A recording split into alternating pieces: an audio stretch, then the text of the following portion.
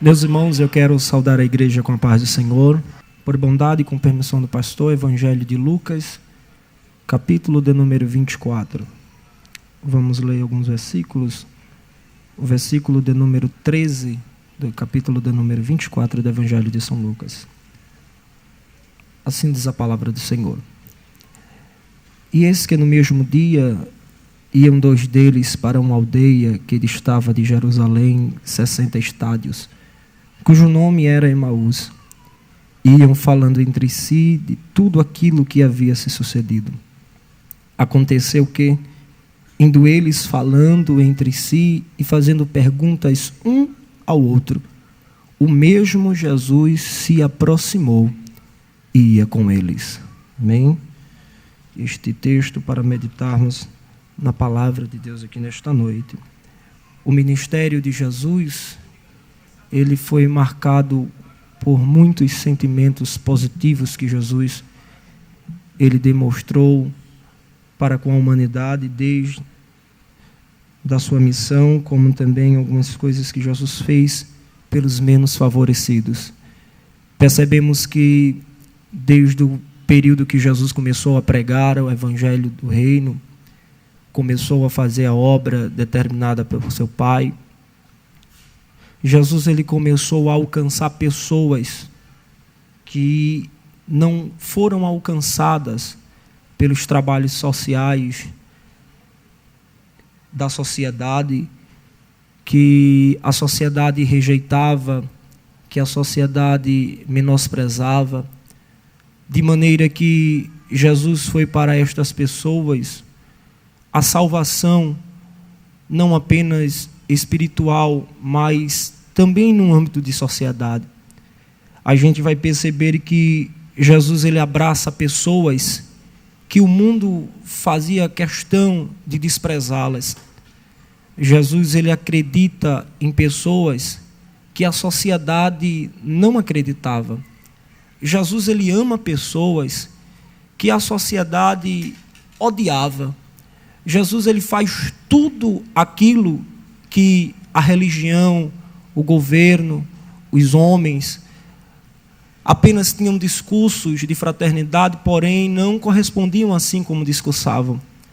Jesus ele abraça, faz, ama, confia, acredita em pessoas que ninguém ousava em acreditar. De maneira que Jesus ele agrega essas pessoas consigo no seu ministério, e essas pessoas começam a seguir a Jesus. Pessoas que talvez eu, mesmo falho, pecador, não ousaria ter comigo, mas Jesus, ele é totalmente diferente. Capítulo de número 4 do Evangelho de São Mateus, versículo de número 19, o texto vai dizer que Pedro e André estão lavando as redes e estão voltando da sua pesca. Era um trabalho de rotina, era somente o que eles sabiam fazer, mas Jesus passou lá nas margens do mar da Galileia e fez um convite a eles. Jesus disse: venham me seguir, larguem as redes, que vou fazer vocês, eu vos farei pescadores de homem. E prontamente largaram as redes e foram seguir Jesus. Mais adiante, no versículo de número 22, a gente vai perceber que também estava Tiago e João fazendo a mesma coisa. Era somente aquilo que sabiam fazer. E Jesus passou ali e convidou, largaram tudo e seguiram Jesus. Quem sabe a sociedade olhava para eles apenas como pescadores, homens que eram limitados apenas à sua profissão, só sabiam pescar, só serviriam para isso. Mas Jesus enxergou naquele homens um potencial que a sociedade não conseguia enxergar, porque Jesus ele é assim. Ele vê coisas grandes aonde o homem despreza e não acredita que dá para sair nada. Jesus ele tem esta capacidade, ele enxerga coisas que o homem não consegue enxergar. Se a gente for perceber também no capítulo de número 7 do Evangelho, no capítulo de número 9 do Evangelho de São Mateus, versículo de número 9, Mateus está na alfândega, era publicano, era odiado pelos judeus, porque era tido como um traidor, era tido como um usurpador. estava servindo ao Império Romano, e o povo judeu desprezava, tinha ódio, repúdio contra essas pessoas. Então, um dia Jesus passou lá, e aquele que era odiado, desprezado, que ninguém queria estar próximo dele, porque era tido como um traidor, Jesus olhou para ele e disse: Mateus, vem me seguir, porque eu tenho um ministério para a tua vida. Porque Jesus, ele é assim. Às vezes a gente olha com um olhar natural, uma visão humana, a gente vê os limites, a gente acha, imagina que não tem mais solução, que não tem mais jeito, que não tem mais saída, que não dá, ali acabou. Mas quando Jesus olha, ele é diferente. Ele vê o homem jogado lá num charco de lodo, mas ele também vê a misericórdia dele alcançando aquele homem que está jogado num charco de lodo. O homem se limita a ver pessoas aprisionadas pelo diabo, pelo inimigo, pelos vícios, por tantas coisas malignas, mas Jesus, ele não se limita a isso. Quando ele vê muitos, como ele viu há dias, há anos atrás, que hoje estão nesta casa, que a sociedade rejeitava, que ninguém imaginava que tinha jeito, que todo mundo desprezava, mas um dia Jesus olhou e disse assim: eu vou apostar na vida dele, vou apostar na vida dela. Às vezes dentro de casa, a família, os amigos, no ambiente de trabalho, no ambiente de estudo, as pessoas não acreditavam, contavam os dias, determinavam as horas, mas um dia Jesus olhou para a nossa vida assim e disse: eu tenho algo diferente para a vida dela, eu tenho um projeto diferente para a vida dele, porque a visão humana, ela se limita a essas coisas, mas quando Jesus, ele olha para o homem, ele enxerga algo tão grande, ele enxerga algo lá na frente, que não existe nada que consiga enxergar, que não existe sonhos, que não existem adivinhações humanas. Sabe por quê? O profeta Isaías, ele cheio de Deus, profetizando no capítulo de número 55, ele vai dizer: olha, os meus caminhos são mais altos do que os teus caminhos, os meus pensamentos, os meus sonhos, os meus projetos são mais altos do que o teu. Então eu quero lhe dizer um negócio aqui nesta noite: Jesus não está limitado à nossa visão, à nossa imaginação, e é que o homem determinou. O homem pode até ter dito que acabou, que não tem jeito, que é melhor a gente desistir, que está tudo acabado, mas deixa eu lhe dizer um negócio aqui nesta noite: o mesmo Jesus que passou lá no mar da Galileia, que passou na alfândega e encontrou Mateus, que olhou até para o traidor Judas e diz: vem me seguir também, ele está aqui nesta noite e está dizendo: mesmo se o homem determinou que não tem jeito, que não tem solução, que não tem mais nada que possa fazer, deixa eu te dizer um negócio: se lança, se entrega, se derrama na presença de Jesus, porque ele tem jeito para a tua vida, ele tem jeito para a tua família, ele tem solução para os teus problemas. Jesus de Nazaré está aqui nesta noite. Bendito seja o nome de Jesus. Jesus acreditou em pessoas que ninguém acreditava nessas pessoas. Jesus depositou confiança onde ninguém depositava confiança. De maneira que Jesus agrega com eles discípulos, pessoas que ele vai ensinar, ele vai revelar o reino, falar algumas coisas. E estes homens passam a seguir Jesus, como alguns que disse aqui. Muitos desprezados, muitos desacreditados, muitos sem esperança. E Jesus agora está com estes homens no período de 3 anos, ensinando, falando, conversando, mesmo dizendo que um dia iria partir, teria que padecer, teria que sofrer, revelando a sua obra redentora. E quando o texto a Bíblia vai nos mostrar que neste período essas pessoas começaram a ter um sentimento de gratidão para com Jesus, porque estes eram antes desprezados, e agora um homem que apareceu aqui acreditou, mesmo sem saber, querer saber dos nossos antepassados, das coisas que a gente fez. Ele acreditou, ele nos trouxe para próximo dele, ele nos levou para participar com eles, e estas pessoas que antes eram desprezadas, agora são discípulos de Jesus,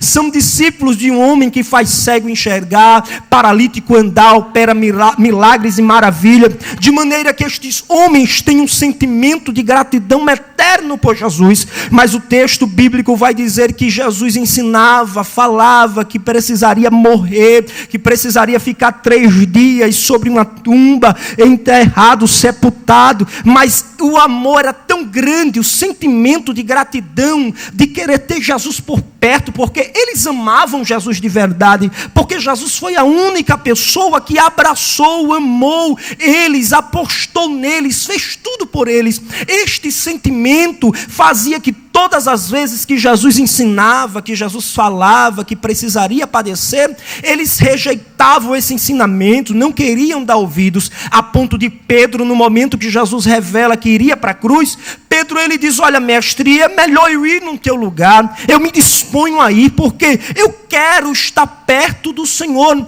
A última coisa que eu quero neste mundo é viver separado de ti. De fato, eram homens pecadores, cheios de defeitos, mas que encontraram em Jesus a salvação para a vida deles, a esperança para o amanhecer. Encontraram em Jesus o que ninguém pôde fazer por eles, mas Jesus agora fez.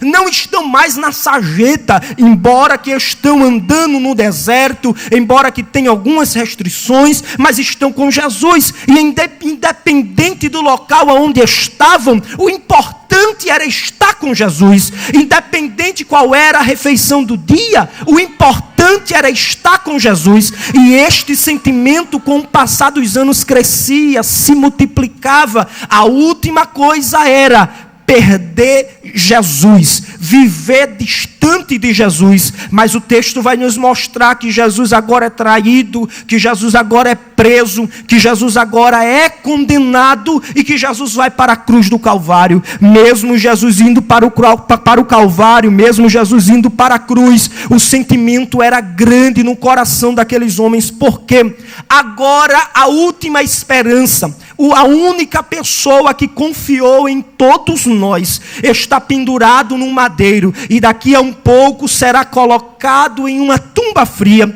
e com Jesus sendo enterrado, na mente daqueles homens que se limitaram através do seu sentimento, não dando ouvidos às palavras que Jesus falou, agora na mente deles, toda a esperança, todo o futuro, todo o sonho, tudo estava pendurado na cruz e estava indo para o sepulcro. De maneira que se passa o primeiro dia, o sentimento no coração daqueles discípulos é grande. No Evangelho de Marcos, no capítulo de número 16, no versículo de número 10, a Bíblia vai nos mostrar que os discípulos estão agora em uma casa com as portas trancadas, com medo e chorando, porque Jesus era morto, Jesus está sepultado e a esperança também está sepultada. Era um período de 3 dias de luto e parecia que a vida estava acabando agora. De fato,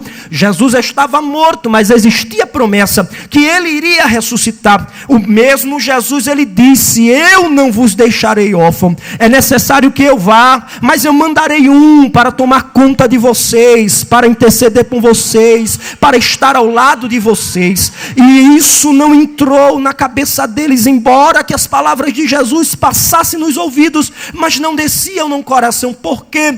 Porque estar com Jesus era mais importante. A presença física de Jesus transmitia calma, transmitia alegria, transmitia tudo de bom para a vida daqueles homens. Capítulo de número 19 do Evangelho, capítulo de número 20 do Evangelho de João, versículo de número 19, o texto vai dizer que os discípulos também estão com as portas cerradas, chorando, com medo dos judeus, porque a intolerância naquela época, por causa dos seguidores de Jesus, também era grande. Mataram o mestre, estão procurando matar os discípulos, mas o motivo para que a sua tristeza, o seu sentimento de amargura aumentasse sobremaneira, que eles agora estão sem saber o que fazer. O texto vai nos dizer, capítulo de número 24, existe ainda uma esperança, a esperança do dia do domingo, a esperança do terceiro dia, que Jesus iria ressuscitar e que viria novamente para próximo de nós. E o texto vai nos dizer que logo cedo pela manhã,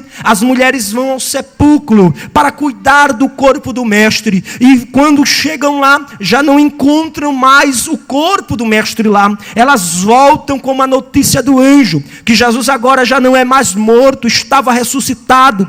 Estava todo mundo reunido na mesma casa, todo mundo chorando. E quando as mulheres chegam para dar notícia, aquela notícia para eles, o texto vai dizer no capítulo de número 24, era como se fosse uma fábula, uma história, um conto de fadas. Mas mesmo assim, 2 foram até o sepulcro para ver se aquilo era verdade. E eles vão. Quando chegam lá, eles não encontram o corpo, mas voltam para dar notícia. Neste intervalo que eles estão indo para o sepulcro, outros estão lá chorando, orando, pedindo para que isso fosse verdade, para que isso estivesse acontecendo de fato. De maneira que quando voltam e dizem que Jesus não está mais lá, mas também não viram Jesus, existiam 2 que estavam naquele grupo, que desistiram agora da sua vida como um discípulo de Jesus, provavelmente alcançados por Jesus na sua terra natal, assim eu posso até dizer, na aldeia de Emaús,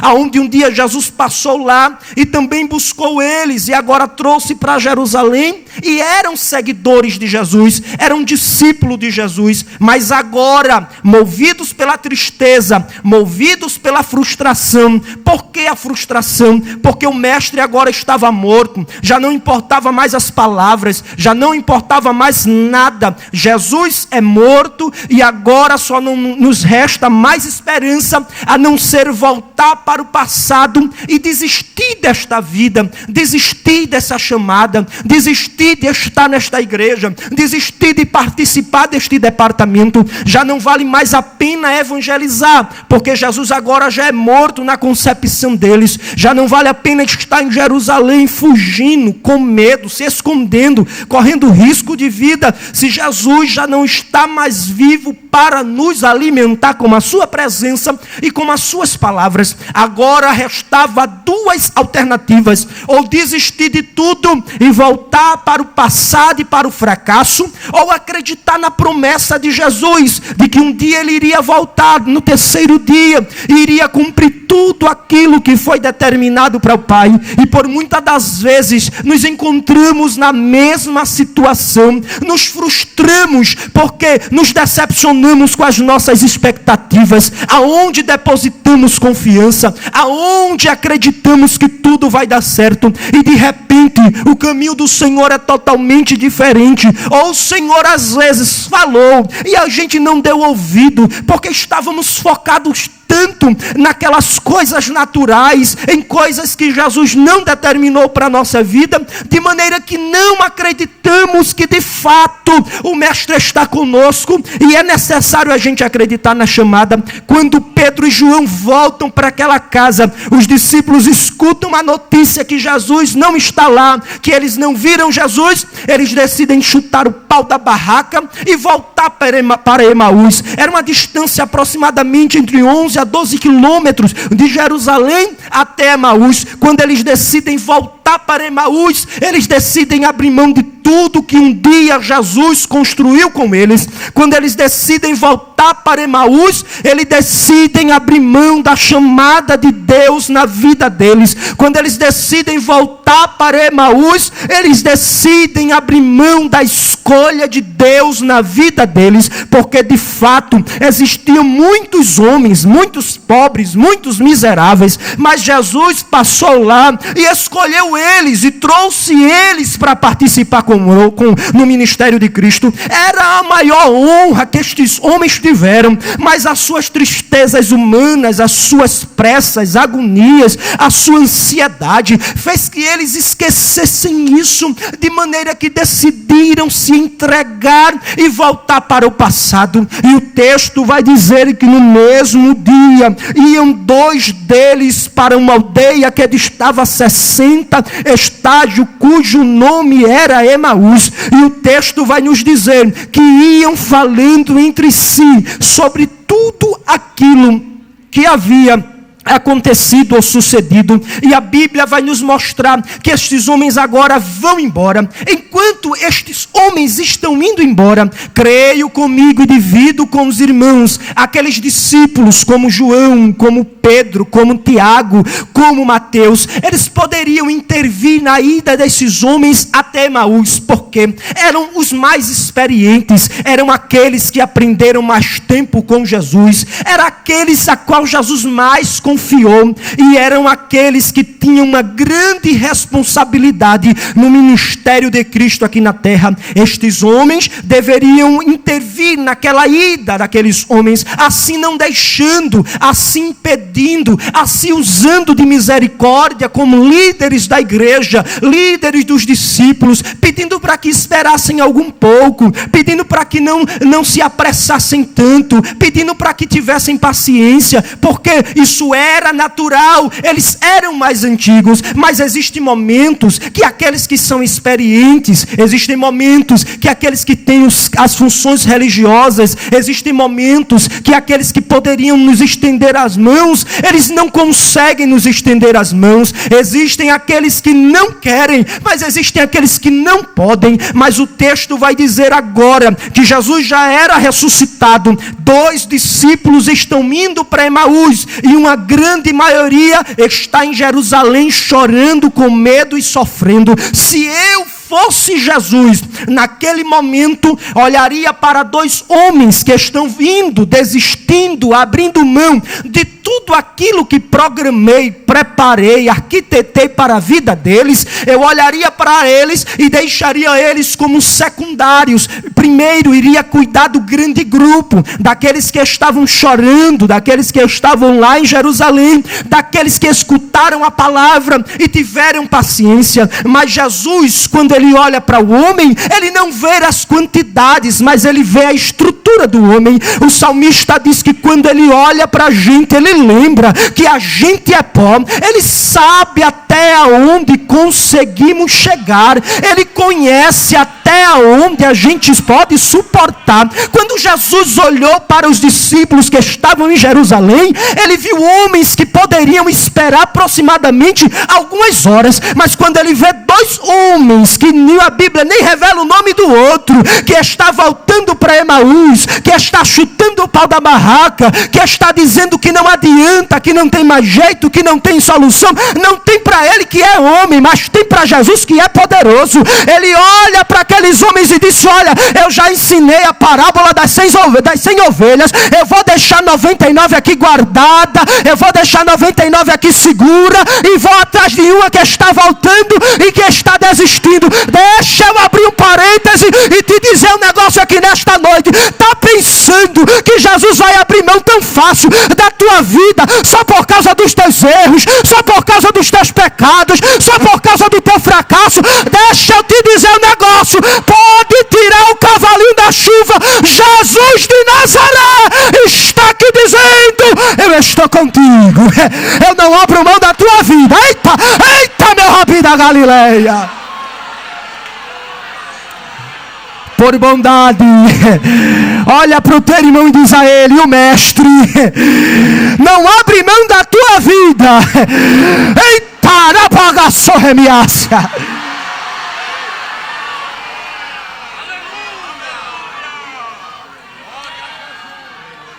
Se fosse o homem olhando, o homem dizia que o grupo é maior, porque a gente olha assim, a gente olha para números, mas Jesus não.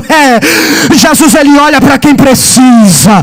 Ele sabe que quem está lá em Jerusalém consegue suportar, mas ele também sabe que tem 2 homens desistindo de tudo, que disseram que hoje é o último ano, que não vai voltar mais para aquela igreja. Hoje ele está te dizendo: ei, tira, meu filho, este pensamento, porque eu te escolhi e não vou desistir da tua vida. E já vai eles voltando para Emaús. E o texto vai dizer que enquanto eles vão voltando para Emaús, eles vão conversando tudo aquilo que aconteceu quando estavam com Jesus. Porque a gente é assim, às vezes a gente pensa até em abrir mão e deixar tudo, mas parece que quanto mais a gente pensa em desistir, parece que mais crente a gente fica, parece que quanto mais a gente quer ficar longe de Jesus, mais perto de Jesus a gente fica. Quem nunca pensou em deixar esse negócio, e ir embora, e deixar tudo de lado, porque está perdendo tempo, porque se decepcionou, porque às vezes as palavras entristeceram, porque ficaram frustrados com o trabalho, aí pensa em deixar Jesus, aí pensa rejeitar tudo, aí pensa jogar tudo de lado, mas Jesus é tão bom, ele não pensa desse jeito não. Quando a gente fica com raiva dele, ele parece que ama a gente mais ainda. Quando a gente quer ficar intrigado dele, parece que ele diz: olha, vem embora pra cá, deixa de ser menino mimado, vem, meu filho. Oh, rabagaço, remiasse, arabacariaço. E eles iam lembrando do círculo de oração que tinham com Jesus lá no monte, no culto de doutrina.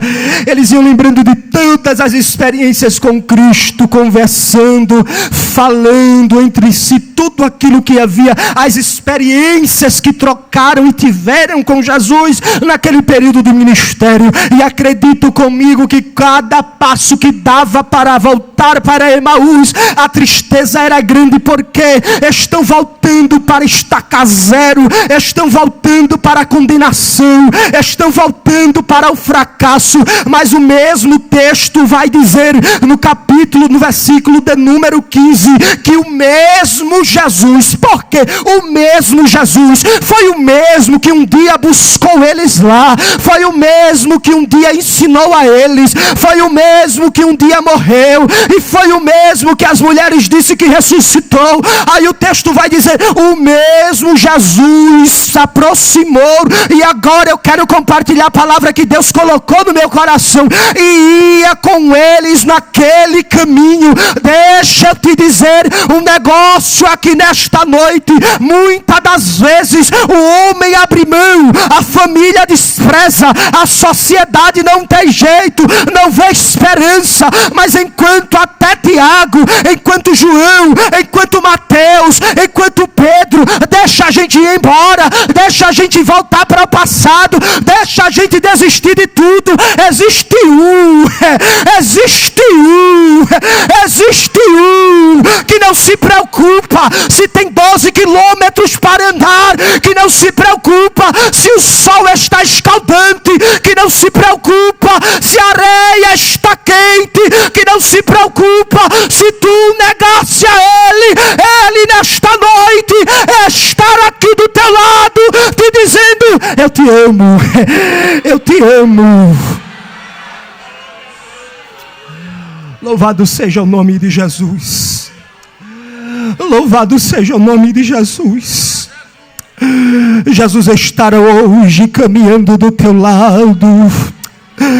Oh, meu Rabi da Galileia, Jesus está hoje lado a lado contigo, tu pensando em desistir, dizendo que não tem mais jeito, reclamando daqueles que ficaram lá e deixaram tu voltar para o passado, e Jesus dizendo: eu estou do teu lado, eu estou contigo, embora que tu fracassasse, que tu errasse, que tu falhasse, que tu me deixaste, que tu não desse ouvido às minhas palavras, mas eu não te deixo, eu não te deixo, eu não te deixo, eu não te deixo, eu não te deixo, eu não te deixo, eu não te deixo. Assim diz o Senhor nesta noite. Eu pago só remiasse arabacai. Oh, meu Rabi. Oh, às vezes a gente abre mão da gente mesmo, mas Jesus não abre mão. Paulo escrevendo a Timóteo, ele diz: olha, Timóteo, se a gente foi infiel com ele, todavia ele permanece fiel conosco, porque ele não pode negar a ele mesmo. Sabe por quê? Porque ele te ama, porque ele te escolheu, porque ele te pegou lá no fracasso, lá escondido por trás das malhadas, e disse: eu vou levar, eu vou dar um banho de misericórdia, eu vou dar um banho de graça, eu vou colocar você lá na minha casa para me servir, para fazer a minha obra, para trabalhar com o meu povo, para adorar ao meu nome. para fazer o meu trabalho. Nesta noite, Jesus está dizendo: você não vai voltar para Emaús, você não vai voltar para o passado.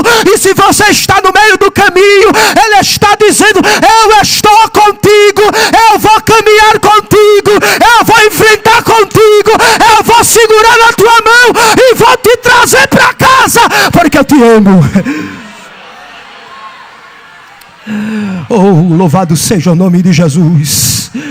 Por bondade, diga ao seu irmão: Jesus está contigo. Diga a ele: Jesus está do teu lado. Ele não vai abrir mão da tua vida.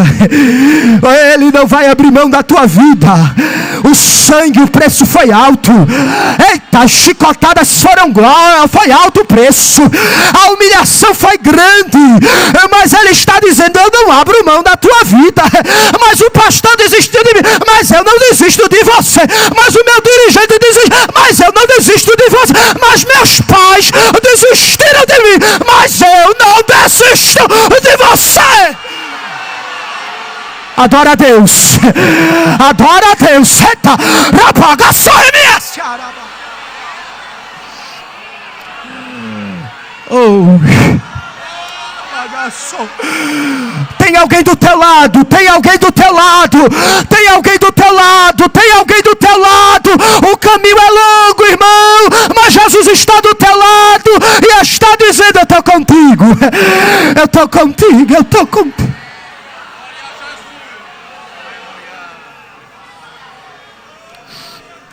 Bagaçou.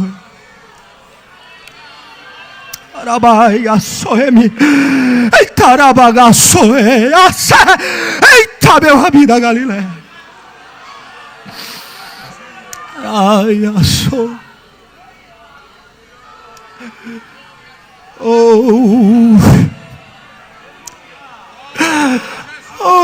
se Jesus olhasse para a gente como a gente é. Se Jesus desistisse da nossa vida como a gente desiste dele.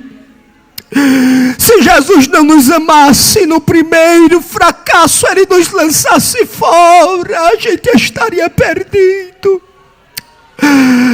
Mas nesta noite Ele está contigo assim, dizendo: eu estou caminhando do teu lado.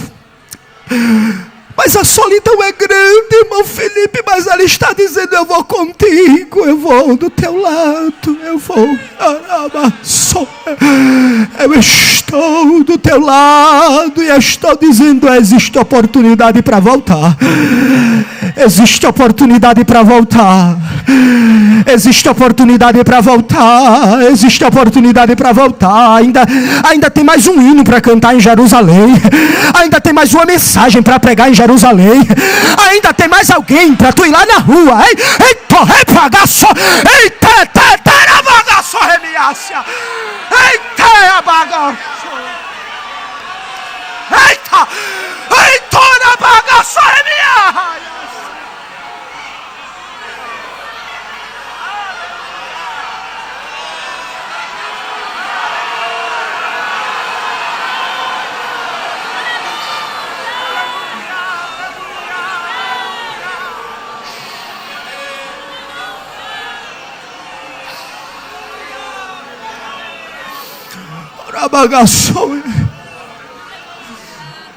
Um dia eu saí de casa determinado para pecar, abrindo mão de tudo, deixando tudo de lado. Eu disse: hoje eu vou sair da igreja, eu não quero saber mais nada de Jesus. E parece que cada vez que eu fazia uma para pecar, parece que as coisas davam errado. Até o linguajar, quando eu queria falar diferente, parece que eu falava mais como crente. Até as gírias que eu queria falar, eu chamava os outros de vaso. Era um negócio tão estranho. Eu ficava me perguntando: o que está dando de errado? Eu quero deixar Jesus, eu quero sair da igreja, eu quero ir distante. Eu estou perdendo tempo aqui, até o momento que Jesus encontrou comigo e disse: olha, eu vim te buscar aqui, teu lugar não é aqui, eu vou te levar para casa. Adora a Deus, porque Ele não abre mão da tua vida. Adora a Deus, porque Ele não abre mão da tua vida. Ele hoje veio te buscar. Eu não sei aonde tu estás, mas eu sei que Ele veio te pegar e vai te levar para casa, porque em casa casa é o teu lugar. Ora bagaço, é bagaço.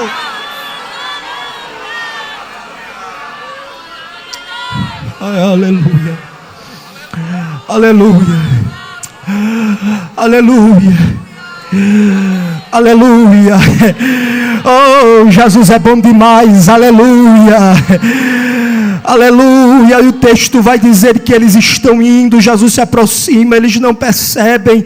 Aí o verso ainda de número 6 vai dizer, porque os olhos deles estavam como que fechados, para que não conhecessem que era Jesus. Mas quando perceberam que Jesus estava do lado deles, já foi uma pergunta que Jesus fez. Jesus disse, que palavras são essas que vocês caminhando estão trocando? E ainda tem mais, qual é o motivo da tristeza de vocês? Jesus sabia qual era o motivo da tristeza. Jesus sabia que agora para eles já não tinha mais esperança, já não tinha mais solução, mas Jesus queria ouvir da boca deles o pedido de socorro, o pedido de misericórdia. Não é que Jesus ele goste de ver e tenha este prazer de ver a gente sofrendo, não, mas parece que um negócio assim humilhado, parece que amolece o coração dele mais rápido. Ele só queria ouvir aquelas palavras daqueles homens contando tudo aquilo. O motivo da tristeza é porque tudo está dando errado na vida deles, e para eles tudo acabou e não tem mais jeito. Agora só é se entregar ao fracasso e esperar que tudo dê errado. Mas existe algo interessante, é que Jesus entrou na história e começa a ensinar a eles, de maneira que Jesus permite, porque Jesus ele podia atrapalhar a ida até Emaús e voltar para casa com eles, mas não, ele permite que eles cheguem até Emaús, para eles entenderem que não existe saída, que não existe caminho, que não existe felicidade, que não existe alegria distante de Jesus. Se houver alguma coisa melhor do que ser crente, alguém me ensine, que amanhã eu quero praticar. Se existe uma alegria melhor do que estar aqui dentro e adorar a Deus, alguém me indique, porque amanhã eu quero sentir esta alegria. Sabe o que acontece? É que pessoas naturais, pessoas normais, homens desta sociedade, dizem que alegria é beber, é festa, é orgias, é coisas mundanas. Eles não sabem que a maior alegria existe num povo anormal. Qual é? É os crentes, é o que estão dentro da igreja. Sabe por quê? Quem está bebendo hoje, amanhã estará ressacado, sofrendo pelas bebidas. Quem está no mundo hoje, nem sabe se vai voltar para casa. Mas esta igreja, este povo, esta juventude, tem a maior alegria, que não encontra nas drogas, que não encontra nas bebidas, que não encontra nas festas do mundo, mas encontra em Jesus. E esta alegria está aqui nesta noite, dizendo, tu quer ser alegre? Tu quer viver feliz? Permitiu para que eles fossem. Vou passar para a minha pessoa agora. E quando eles vão lá, a Bíblia vai dizer que chegou todo mundo triste, chorando, sem esperança. O texto vai dizer que enquanto eles estavam lá, Jesus fez que ia passar. Mas interessante é que Jesus era o mestre, Jesus era o Senhor, Jesus era tudo o que agora, que naquele momento eles estavam precisando, mas não sabiam que era Jesus. Mas qualquer coisa que falasse de Jesus, para eles já preenchia a lacuna que existia no coração. Aí eles se constrangeram, dizendo, fica aqui, fica conosco, as tuas palavras foram boas, as tuas palavras nos alegraram. Além de estarem lá desistindo de tudo, preferiram se conformar com uma situação. Jesus ficou. O texto vai dizer que Jesus está lá, entra na casa, eles dão a honra a Jesus de partir o pão, de abençoar o pão. E o interessante é que quando Jesus pegou o pão, aqueles homens que estão sentados ao redor da mesa olharam para a maneira que Jesus pegou o pão. E o interessante é, a maneira que Jesus pegou o pão, somente era ele que tinha de pegar o pão. E começou a crescer uma curiosidade, começou a despertar um sentimento no coração daqueles homens. Somente Jesus é que pega o pão desse jeito. Mas deve ser negócio da nossa cabeça. A gente está querendo tanto Jesus, e qualquer movimento a gente acha que é Jesus, porque existem pessoas que são espirituais espirituais demais, e existem pessoas que são carnais demais, se entregam à naturalidade e não acreditam no movimento espiritual. Aí Jesus estava lá, pegou o pão e parecia pegar do pão de Jesus. Aí Jesus levantou o pão para dar graça do pão. Quando Jesus levantou o pão, olharam para o outro e disseram: como você parece que é Jesus que está levantando o pão, mas deve ser negócio da nossa cabeça. Jesus deu graça do pão. Quando Jesus disse: Pai, graças eu te dou, quem sabe abrir os olhos na oração e disseram: deve ser ainda negócio da nossa cabeça. Mas o texto vai dizer que quando ele pegou, abençoou e deu graça, ele partiu o pão. Mas quando ele partiu o pão, o texto vai dizer que eles abriram os olhos e já não encontraram mais Jesus, porque Jesus já tinha saído de lá e já estava de volta em Jerusalém. Aí aqueles homens agora vão correndo para Jerusalém. Quando os homens correm para Jerusalém, capítulo de número 24 ainda, se não me falha a memória, versículo de número 23, 33, o texto vai dizer que enquanto Jesus está chegando lá, e na mesma hora levantando-se e voltaram para Jerusalém, e acharam congregados os 11 que estavam com eles, os quais diziam: ressuscitou verdadeiramente o Senhor, ele apareceu a Simão. E eles lhe contaram tudo o que aconteceu no caminho e o partir do pão, aonde conheceram Jesus. Aí é onde eu quero concluir com os irmãos. E falando essas coisas, o mesmo Jesus se apresentou no meio deles e disse: paz seja convosco. Deixa eu repetir: paz seja convosco. Deixa eu falar para a galeria: paz seja convosco. Deixa eu falar para a tribuna: paz seja convosco. Tem gente que está abrindo mão, que está desistindo, que está se entregando, mas deixa eu te dizer: Jesus está do teu lado, vai te buscar lá, vai te trazer para casa, vai organizar tudo, vai juntar quem está separado. Quando a casa estiver organizada, aí ele vai chegar e vai dizer: paz seja convosco. Hoje, hoje tem paz de Deus na tua casa, tem paz de Deus na tua família, tem paz de Deus na tua igreja, tem paz de Deus no teu trabalho, tem paz de Deus, tem paz de Deus. Quantos recebem esta palavra? Quantos recebem?